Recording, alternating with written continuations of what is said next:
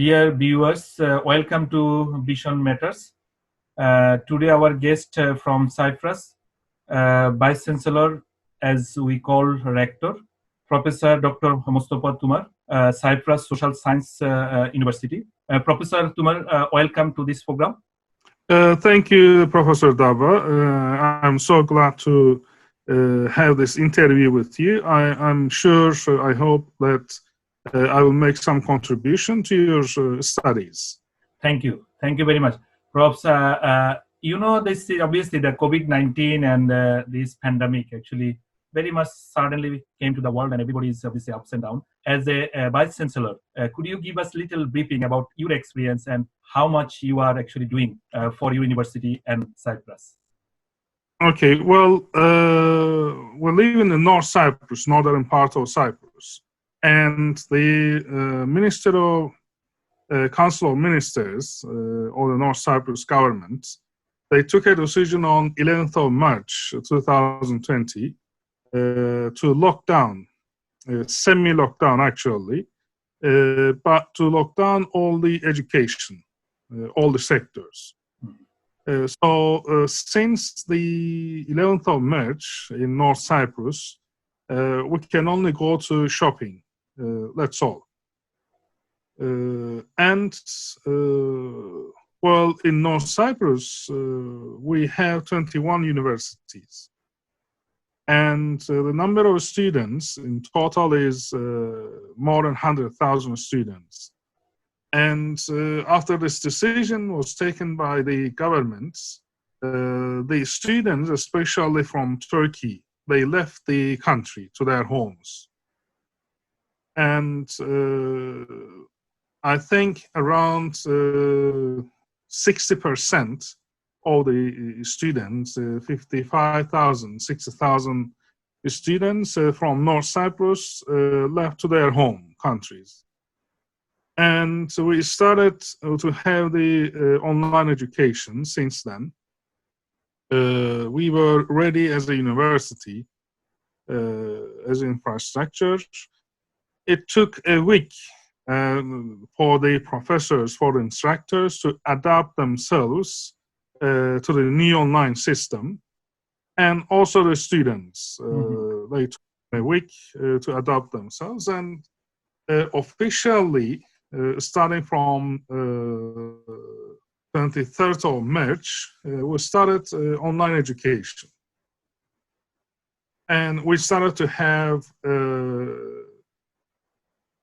homeworks, assignments, exams. We had the midterm exam last week, and it was okay. We didn't have much problems.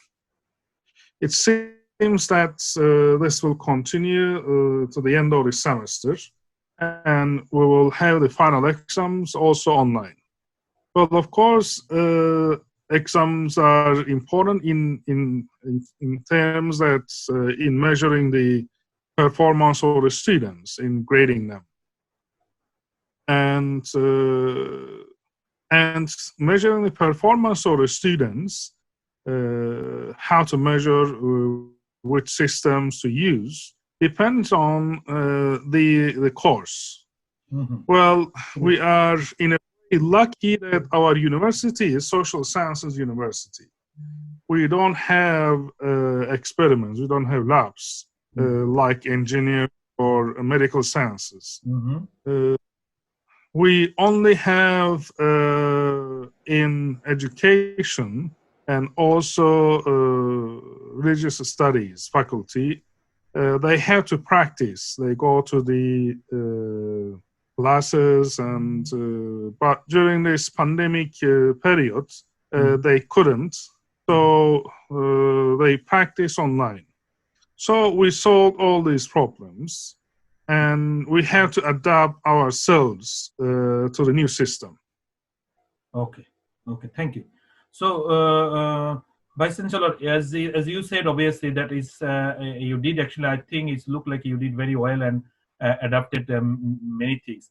But do you think in the current situation or in this pandemic will give us a lot of lessons, or what lesson we learned and what we should follow? Please. Well, what lessons should we take from this pandemic? Well, we have to take some lessons personally and as a society, as a country, and also as a world. And so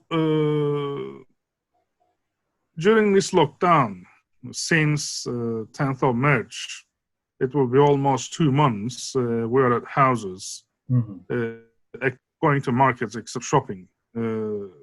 So we are with the family. And by the way, on the other hand, we more spend time on the university, on education. So what I see is that before that, face-to-face education, it was taking less time. I mean, in terms of meetings and controlling as a Vice-Chancellor, as a Rector university. I was more easily delegate the assignments, the jobs to the people. But now it takes more time. We have more meetings with the faculty, and the advantage in terms of controlling the quality of the education is better, because all the classes are synchronized online and they are recorded. So the students are able to listen and the course again. But in face-to-face or in real before that, students, they didn't have that chance. They were just attending the classes. They were not able to record the class, the teacher. Now they are able to go back after the class and listen the professor again. So as I said in the beginning, our university is social sciences university. So I think the quality of education has increased. That is a positive approach as the Vice-Chancellor of the university. Okay. So that's good. So you're thinking actually this pandemic may give the direction of online teaching and learning method? Yes. Good. Prof, I want to obviously ask a last question to you, that as you see, like we are all educator and you are the obviously decision maker and you are hosting many things, especially as you said, from your meeting, control the observation and monitoring and all sort of things. Do you see in the coming future, or obviously after this pandemic, people will be more adapted with the online, and people will be like thinking more, job cutting and education will be shifting to the online, or still you believe that it should be come back to the face to face? What is your opinion? What do you believe in this kind of situation? Okay, that's a good question. Well, during this pandemic period, it was a must. We had to, because we cannot go out, and the students, they are at homes. We had to do all the courses online. But although, as I told you, it's better to control the quality of education, and the students have chance to go back and have the course again from the videos. I don't believe that totally we will do online education, because we are all human beings, and we have to see each other. We have to eye contact. Another problem, well, I talk about the positives of online education, but when you go to the class online, well, you don't have any eye contact. so that you can, True. during the class, you can understand the behavior of the students, whether they understand or not. During the online education, you start to talk about and discuss the whatever you are trying to teach. In online education, as a professor, you need more effort to get questions from the students. I believe a hybrid education. So we have to adapt ourselves to the new systems and new softwares, new technology will improving. And I have been using various methods, or not methods, softwares. And because in the beginning, I had to check with the computer's IT department all the possible alternatives. So I don't want to give you names, but I mean,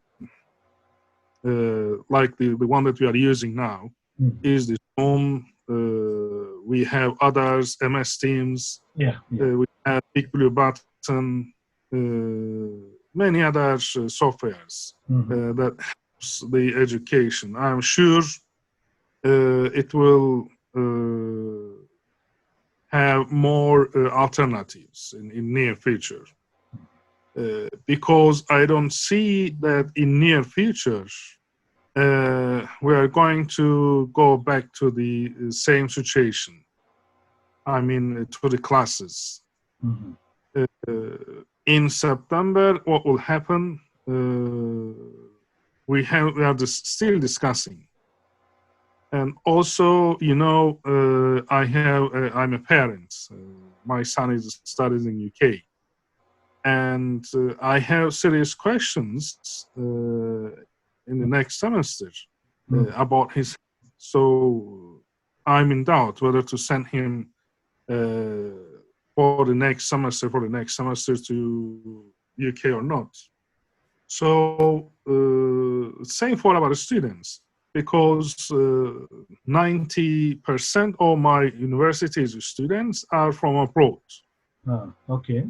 And only 10% are local, Turkish Cypriots. Right. So it means that we'll have, yes, the parents, most of them, will not be willing to send their children to abroad for higher education, for their safety, of course, for their health. Although since the last 2 weeks, 14 days, we don't have any positive, results from the tests. So, in North Cyprus. But still, there is issues probably, yeah. Yes, and the doctors they warn us. Okay, we don't have any positive test results from the last 14 days, but we have to be careful. We don't have positive results because we locked down on time, and we are a small country, a population of around 400,000. So, but as soon as we open to the world, as soon as we will start flights to North Cyprus, we'll have risk. Yes, that's true. So, yeah. And on the other hand, we will have economic problems, as you can guess. And the economy of the countries will not be global as before. The people will have more local products and localization, we can say, especially for the SMEs. I know you are a professor of entrepreneurship and SMEs. So what I see is that those SMEs or entrepreneurs who are able to adapt themselves to the current situation and focus on local production Very good. in terms of trying to satisfy the needs of the people in their countries will be more successful. And in terms of international marketing or international trade, I think will not be as global as before, and will be more localized. And this will result, I think, the sociological result will be nationalist feelings or ethnocentrism. We can also name ethnocentrism will play more important role in the economies of the countries and in terms of consumer behavior. So I think we have to more have surveys on ethnocentric movements of the people, the behavior of the people, so that we can guide our governments. Thank you. And so we need more effort as scientists, especially social sciences, also like you. We need to carry out more surveys and researches about the changing behaviors of the people. Thank you, Prof. I think absolutely, really from your conversation that we understood that a few things, especially I think it is very important for the whole global to understand that people will be shifting to the localization. I'm totally agree with you as a entrepreneur, entrepreneurship in my expertise zone, and I do believe like in global shifting for international or global to local. And as you said, like in probably people will be more thinking about their local intention rather than the global tension. So that is absolutely a very good correlation between your thinking and what we're seeing from the pandemic. As we are nearly finished, and do you have any message for especially young people, as you are the decision maker, as I mentioned earlier, you are the rector and you are the obviously vice-chancellor.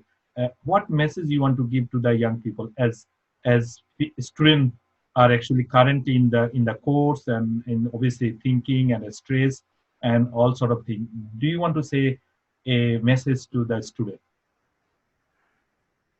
Well, in terms of understanding the reason of existence of life in the world, the young people should more focus on why they exist in the world, in terms of philosophical or why they are available, and they have to look at this COVID-19 coronavirus as a warning from the whatever they are believe doesn't matter. Whether they believe in God or not, or whatever it is, yeah. Whatever it is, they have to take this as a serious warning to the human beings. And the nature is taking a kind of revenge from the humanity. And I watch from the news that those places that are free from human, the nature is repairing itself. So we should be more careful about our environment, and we should be more sensitive about the world. And it's not the first time that the world is facing such a pandemic. True, Prof. Yes. Yes, and our professors are, especially those professors in our faculties working on history, or Cyprus. Now we see that 100 years ago, or even before that, we had more serious pandemics. And whether in a short or in a long time, as the humanities, as the medical people will find some solutions to this pandemic. But this time it will be different from the history, because now we are more like now we are in UK. I'm in North Cyprus, and it's easy to have a meeting, such as yesterday I had a meeting with San Diego State University in the United States. So you have meetings with our colleagues in China, in Asia, in Bangladesh, in Pakistan, whenever you want. So the influence will not be as same as before, or this pandemic. Okay. And we are having a real global pandemic. Because in history, when we look at it, was more local. Yes, yes. Or let's say regional. Regional based, yes. Thank you. But now you can, every hour, you can follow up the figures on CNN or Euronews, like following the numbers. Okay, number of that's number of. It's amazing. Thank you. And you can have detailed data from the countries. Yes, yes. So thank you, Prof. I think, yes, your message is actually the student and young people should follow wherever they are and how they can establish in future. And as a social science university from Cyprus, I think you are more content related to history, related to the global issues and this pandemic, and obviously historical pandemics. Thank you very much for your all thought and your experience that you giving to us and in the world. So I hope all the best and stay well in home, and we might be catch you again in future. So thank you, Professor, and really thank you for your time that you share with us. Thank you.